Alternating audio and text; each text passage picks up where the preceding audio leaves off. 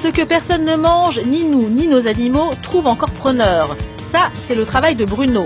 Il est directeur des abattoirs d'Ussel en Corrèze. Une fois les morceaux consommables vendus, il trie le reste. Vous voyez ces boyaux qui vont être utilisés pour faire des cordages des guitares, des violons ou autres. Voilà une des autres utilisations qu'on peut faire avec le porc.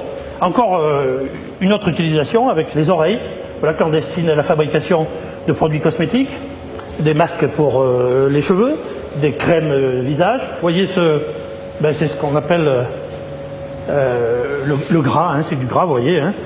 Je vous fais noter l'aspect gras et très tendre de cette partie du porc et qui eh bien, se destine à fabriquer le rouge à lèvres. Le rouge à lèvres que ces dames utilisent grassement et qui vous permet, lorsque vous vous embrassez, d'avoir un porc entre vous. Aujourd'hui, c'est justement du gras que Bruno doit livrer à un laboratoire cosmétique. Nous n'avons pas été autorisés à filmer cette étape de la transformation du porc, mais dans cette pharmacie, la propriétaire nous confirme qu'on trouve bien du gras de porc dans les rouges à lèvres. Pratiquement tous les rouges à lèvres sont faits avec de la gélatine porcine. Et dans une pharmacie, du cochon, on n'en trouve pas que dans les cosmétiques. On trouve des médicaments à base de porc, soit le médicament en lui-même, soit l'enveloppe du médicament qui est composée de gélules. Chaque fois, comme vous pouvez le constater, on a cette pellicule est faite à base de gélatine.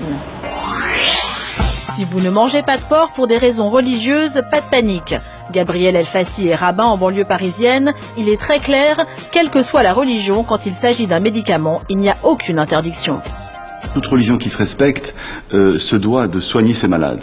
Donc à partir du moment où il y a, on va dire, un remède qui a été prescrit par son médecin, que cela contienne une matière grasse animale qui est infime, qui est presque, on va dire, inexistante, il n'y a aucun problème, on peut avaler donc ce genre de médicament. Je prends l'exemple de la gélule, bien sûr.